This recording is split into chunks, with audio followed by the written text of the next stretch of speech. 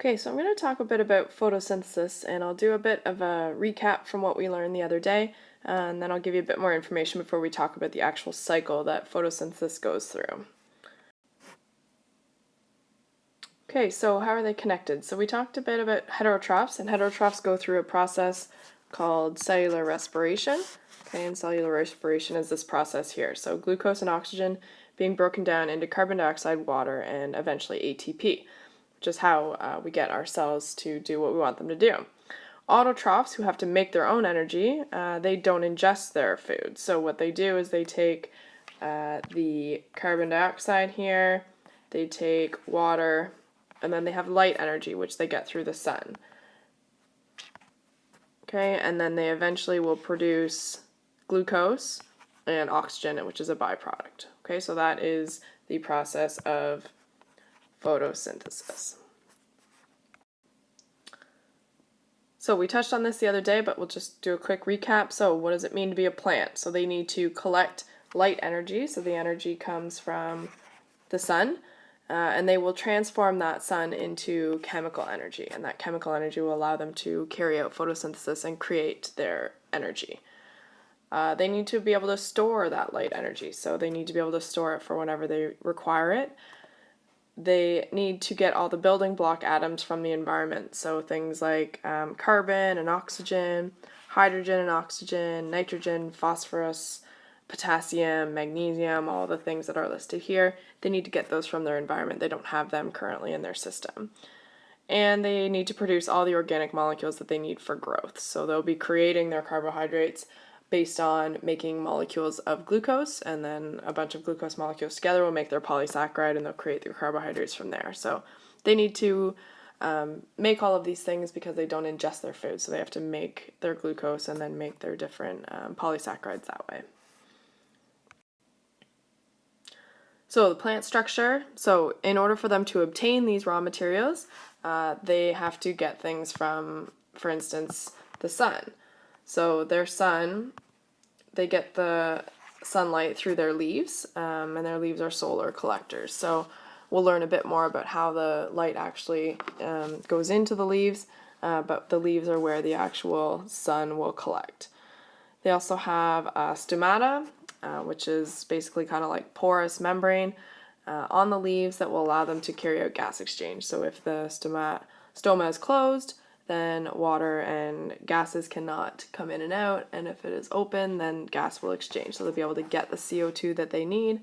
They can also allow the oxygen to leave, as it's a byproduct for the plant.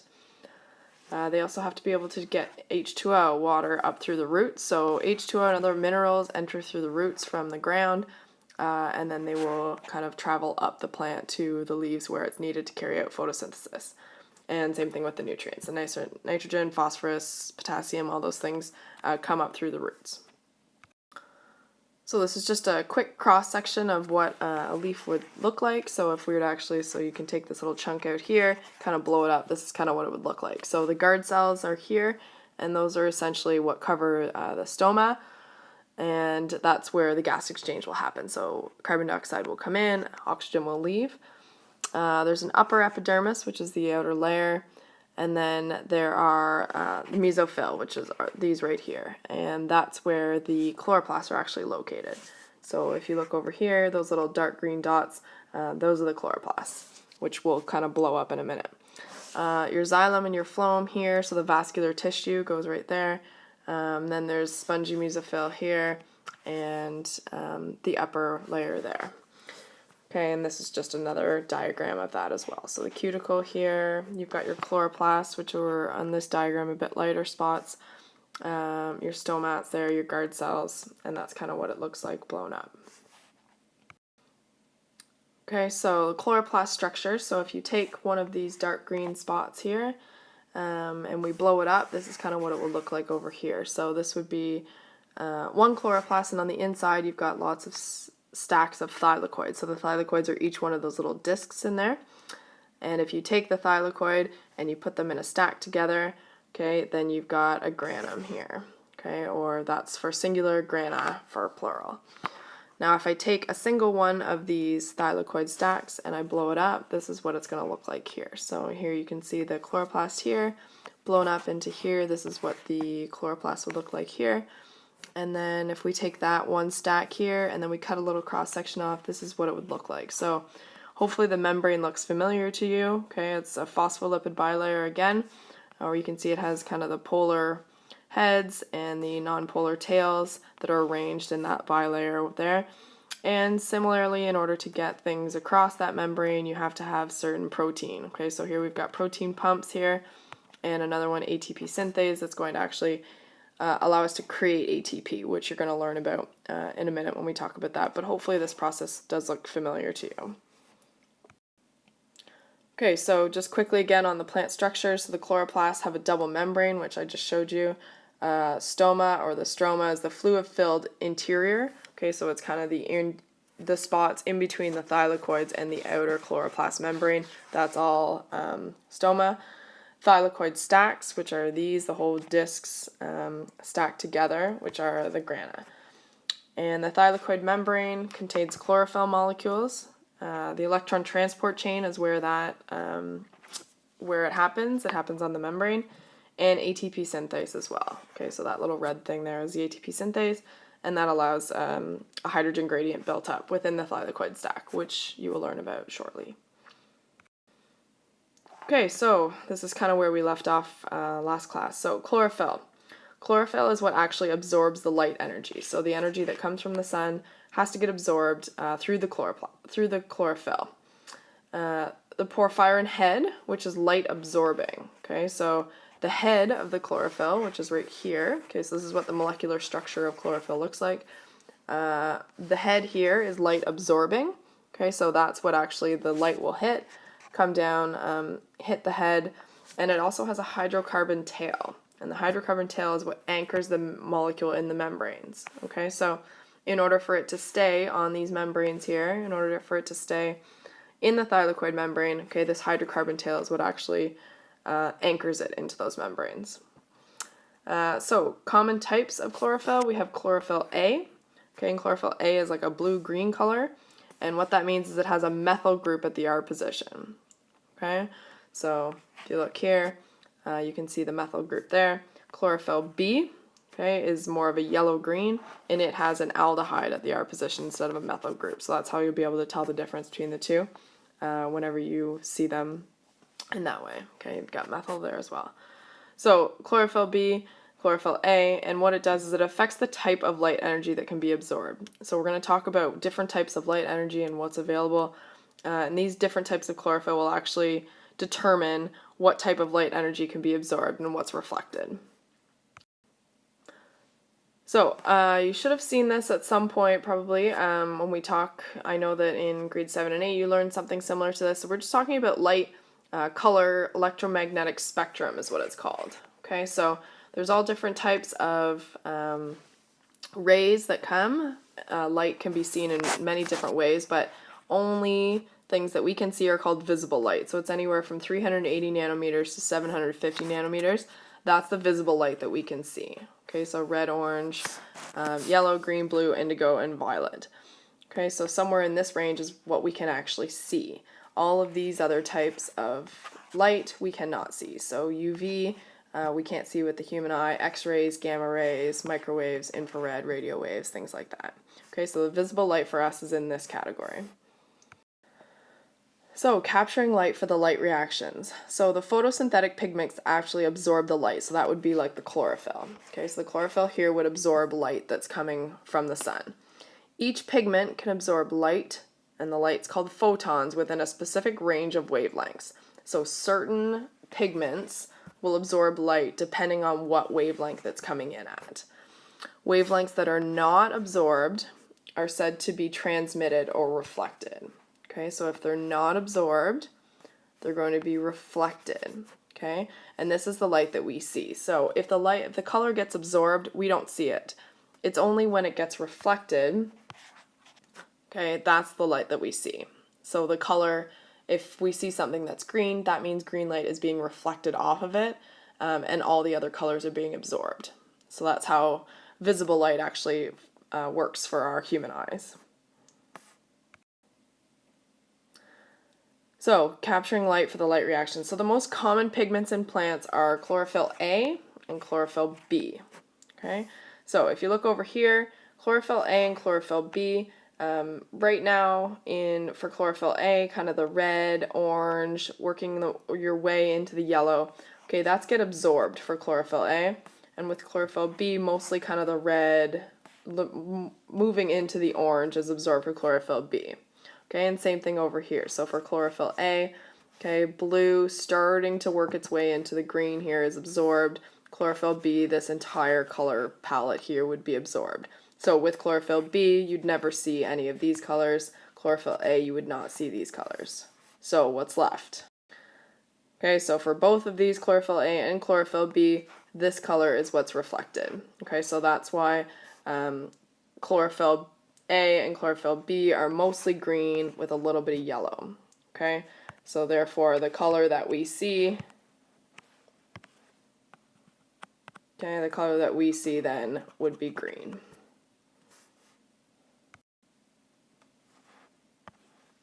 So the absorption spectra, so this is just kind of looking at what I was just talking about when we're talking about colors that are being absorbed versus reflected. So chlorophyll A and B have maximal absorption in the blue-violet range, which means that they absorb these colors. And remember, if we say they absorb the colors, that means we don't see them. So they have maximal absorption in the blue-violet range here, and also in the red range. Okay, and they have the least absorption in the green-yellow range. So here we're talking about chlorophyll A, which is the dark green line here. So they don't, they absorb very well in the blue and violet range, and also again in the red range, but here's where it's not absorbed. Okay, so remember, if it's not absorbed, that means it's going to be reflected. So green is reflected, therefore that's what we see. Chlorophyll is most common, but there are other accessory pigments present in plants as well. So most of the time we think just about chlorophyll, but there also are other accessory pigments, okay, and those would be different kinds. What they do is they absorb light of different wavelengths. Okay, so here's one. The carotenoids here is in the yellow.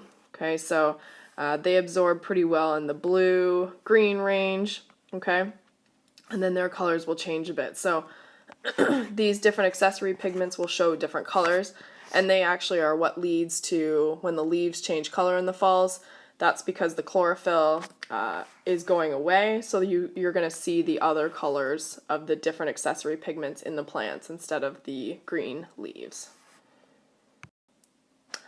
So we're going to talk about light-dependent reactions. We're also going to talk about light-independent reactions that happen within a plant. But we have to think of light as a particle. So you have to kind of think of it as light is actually coming down in bundles of energy called photons. Okay, so I'm going to show you a video in a bit that you're going to see that has a lot of the photons. They kind of look like almost like raindrops, but it's light. So you want to think of light coming as bundles of energy in these pockets called photons. Okay, and these photons are what are used to initiate photosynthesis. So without this energy coming from the sun, photosynthesis wouldn't happen. So we need these high energy molecules to come down from the sun to start this process.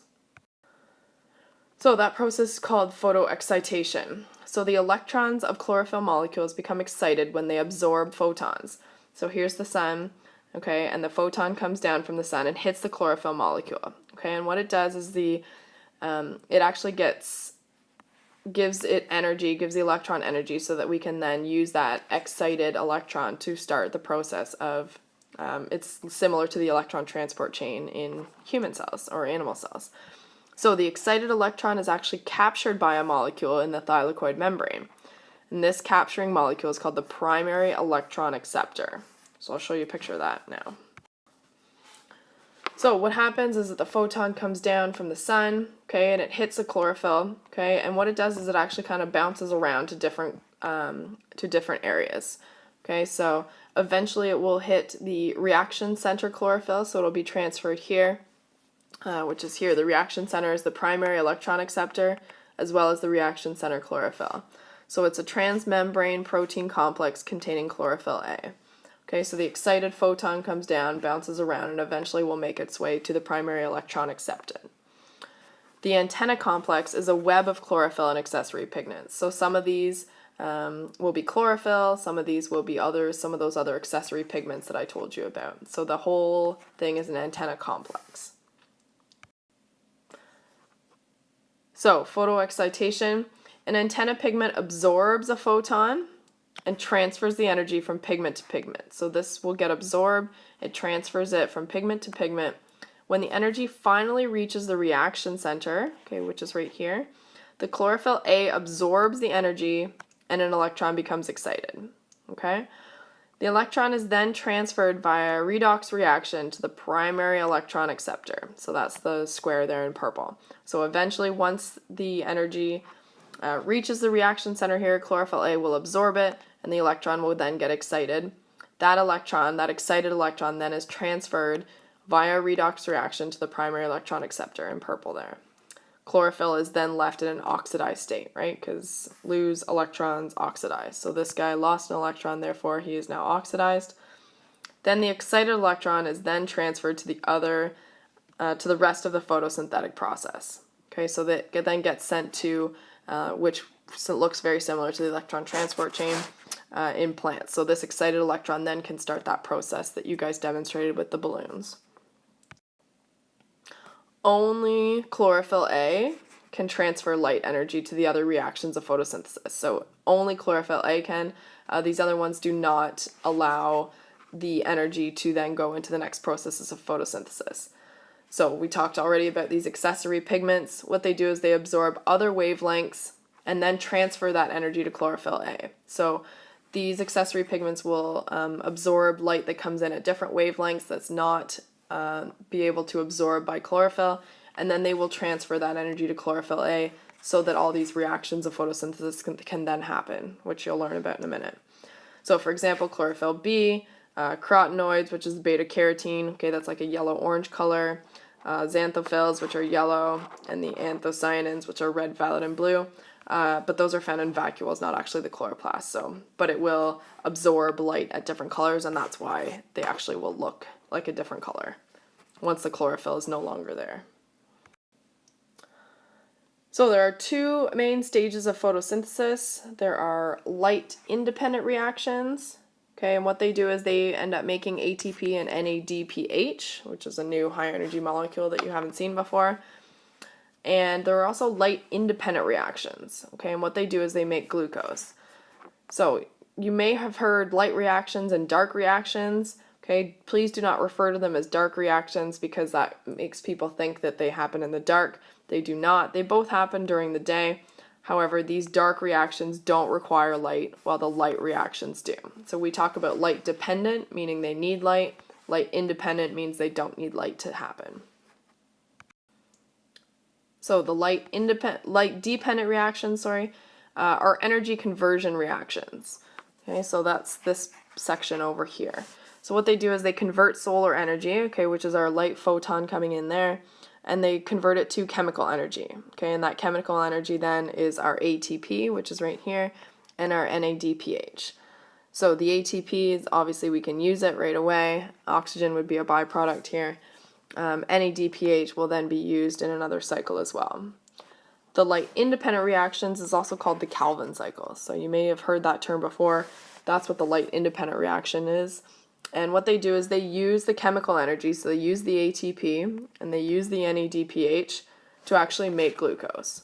Okay, so these again are coupled reactions. So the light reaction will actually create the ATP and the NADPH that the Calvin cycles need to actually make sugar, right? Because the point is for the plant to be able to make sugar so that they're able to actually continue living.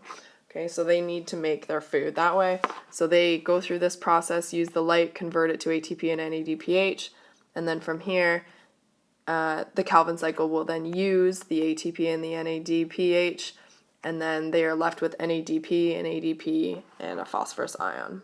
Okay? Okay, so this is just a quick video that I'm hopeful will help you understand the process. There are some things that we haven't touched on yet, but I just wanted to give it to you as a bit of an introduction to the photosynthetic process that we'll be talking about.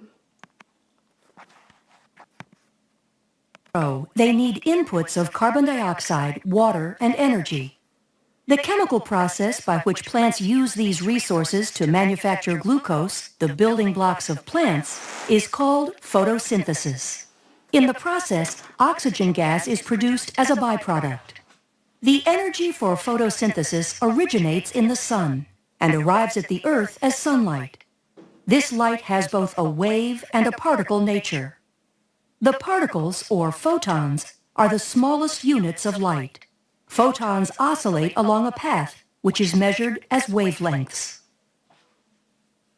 The light emitted from the sun contains photons in a wide spectrum of wavelengths, called the electromagnetic spectrum. Photosynthetic organisms use only a small portion of the electromagnetic spectrum, called visible light. Photosynthetic organisms contain pigments that facilitate the capture of wavelengths of light in the visible light range. The color of the pigment comes from the wavelengths of light reflected. Plants appear green because they reflect yellow and green wavelengths of light. Red and blue wavelengths of light are absorbed by these pigments and provide the energy that is used for photosynthesis. Within eukaryotic photosynthetic organisms, also known as photoautotrophs, the chemical reactions of photosynthesis occur within plant cells in specialized structures known as chloroplasts. Photosynthesis consists of two sets of reactions, the light-dependent reactions and the Calvin cycle. Within the chloroplast are small disc-like structures called thylakoids, which are surrounded by a fluid-filled space called the stroma. The reactions that synthesize glucose, the Calvin cycle, occur in the stroma. The light-dependent reactions occur in the thylakoid. It is here that conversion of light energy to chemical energy is initiated. In most photosynthetic organisms, thylakoids contain pairs of photosystems, called photosystem 1 and photosystem 2, that work in tandem to produce the energy that will later be used in the stroma to manufacture sugars. The photosystems of the thylakoid consist of a network of accessory pigment molecules and chlorophyll, the molecules that absorb the photons of light. Within the pigment molecules, the absorbed light energy excites electrons to a higher state.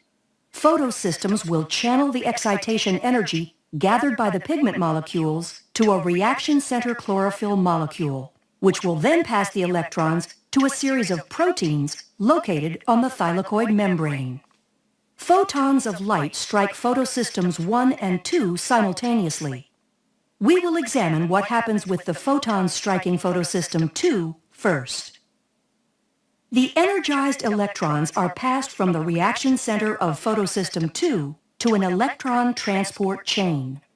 The electrons lost by photosystem 2 are replaced by a process called photolysis, which involves the oxidation of a water molecule producing free electrons and oxygen gas. While this oxygen gas is a byproduct of photosynthesis, it is an important input to the cellular respiration pathways. As electrons pass through the electron transport chain, the energy from the electron is used to pump hydrogen ions from the stroma to the thylakoid, creating a concentration gradient.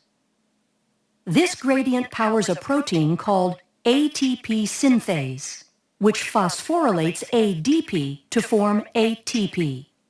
The low-energy electrons leaving photosystem 2 are shuttled to photosystem 1.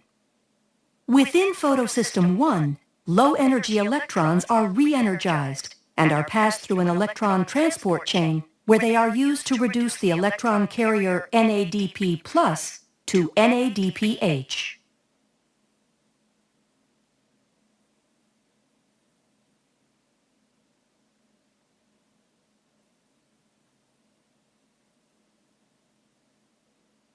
When the chloroplast is receiving a steady supply of photons, NADPH and ATP molecules are rapidly being provided to the metabolic pathways in the stroma. Therefore, the ATP and NADPH formed during the light-dependent reactions are used in the stroma to fuel the Calvin cycle reactions.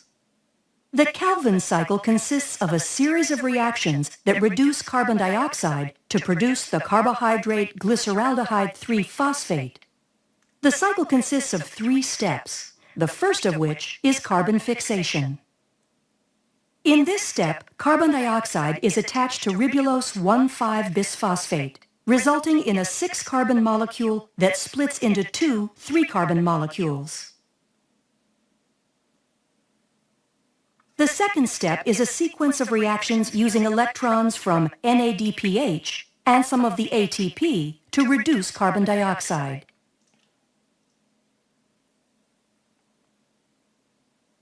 In the final step, ribulose 1,5-bisphosphate is regenerated.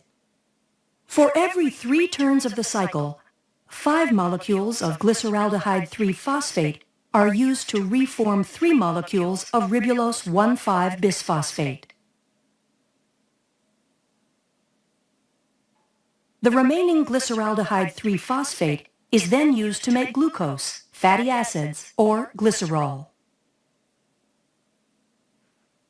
It takes 2 molecules of glyceraldehyde 3-phosphate to make 1 molecule of glucose phosphate. Thus, the Calvin cycle has to run 6 times to produce 1 molecule of glucose. These molecules can remove their phosphate and add fructose to form sucrose, the molecule plants use to transport carbohydrates throughout their system. Glucose phosphate is also the starting molecule for the synthesis of starch and cellulose. Plants produce sugars to use as storage molecules and structural components for their own benefit.